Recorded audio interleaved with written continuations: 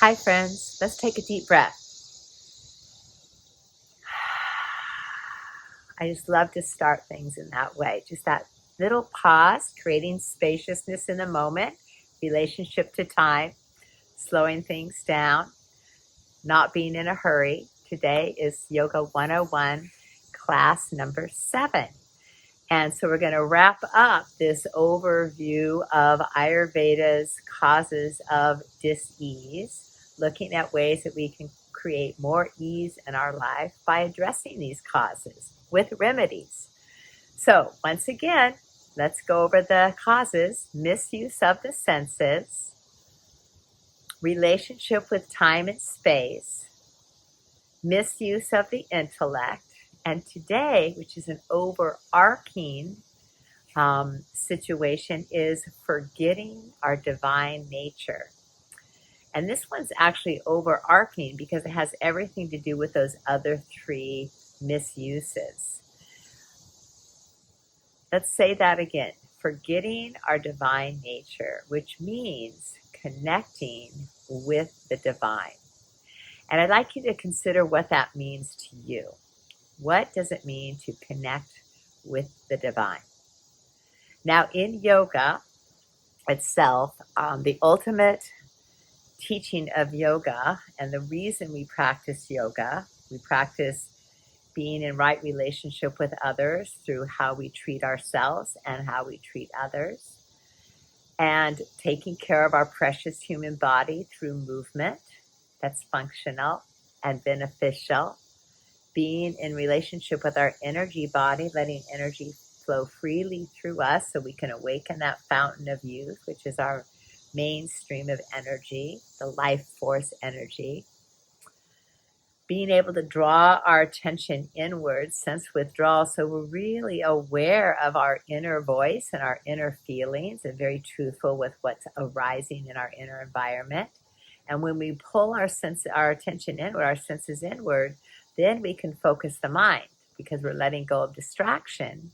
When we let go of distraction, then we can experience the state of meditation, which is pure being in the moment.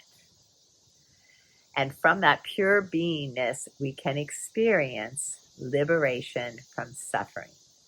So the overall intention of yoga is the liberation from suffering.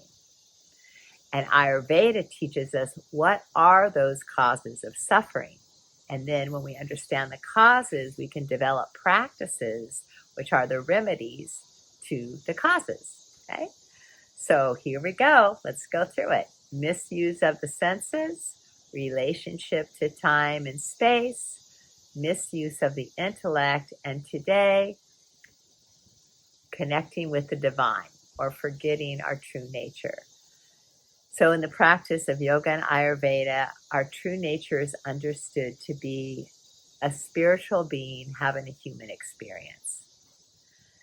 And when we look at the health of our life, we need to look at the health of our physical body, our energy body, our intellect, our wisdom body, and our beliefs, and finally our spiritual body. So spiritual well-being has everything to do with being in relationship with our core beliefs.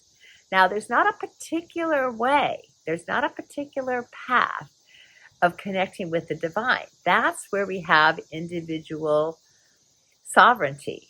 Like, what is your relationship with the divine? That which is greater than you. It could be nature itself. Maybe nature is that total connection to all that surrounds you, to the magic that life is, the unfolding. If you've been watching any of my videos from Costa Rica, the little leaf cutter ants, or the flowing of the ocean, the beauty of the jungle, wherever you are, the change of the seasons. Right now, fall is happening.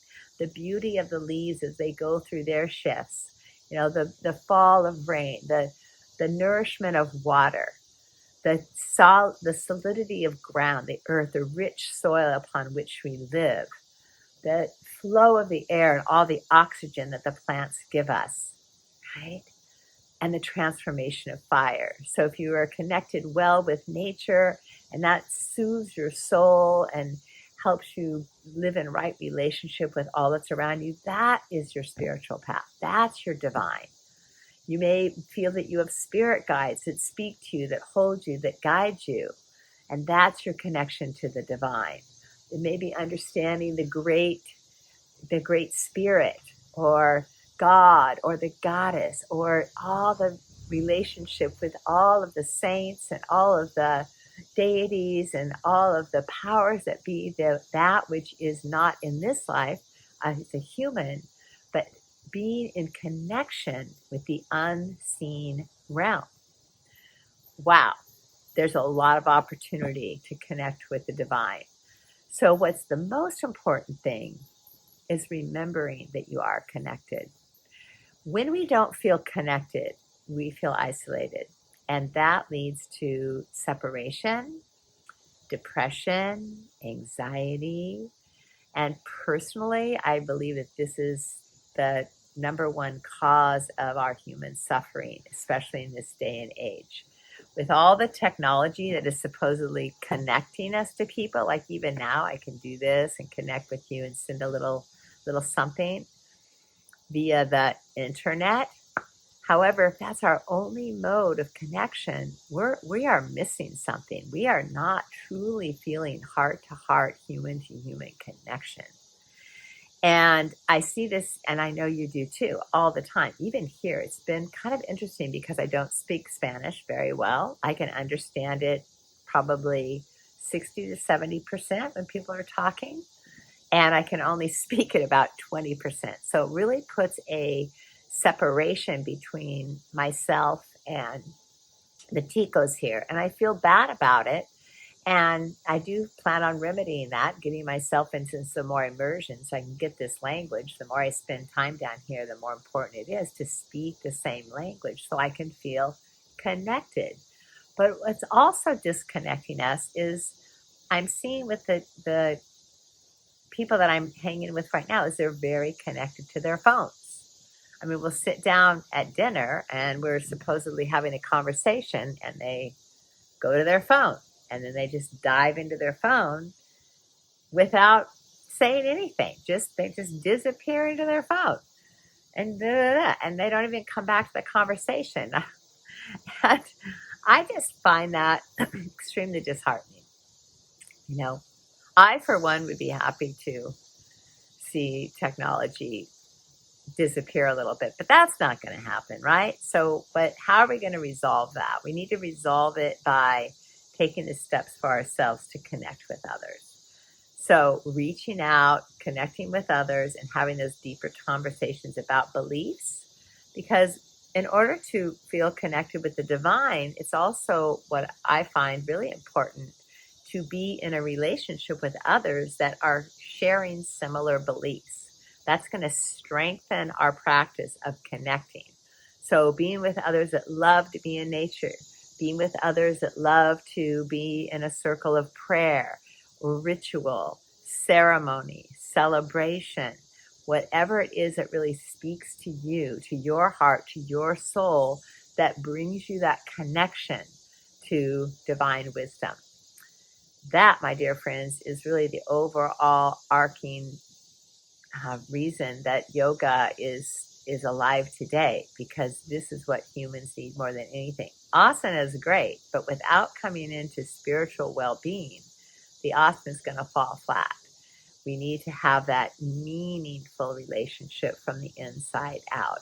Why am I practicing yoga asana? So I can clear my channels, feel good in my body, so my mind is not distracted, so I can listen to my heart, connect with that voice of wisdom, and connect to the divine. So let me know how you connect to the divine within your life. And I pray that you have a relationship that fulfills you from the inside out. Namaste.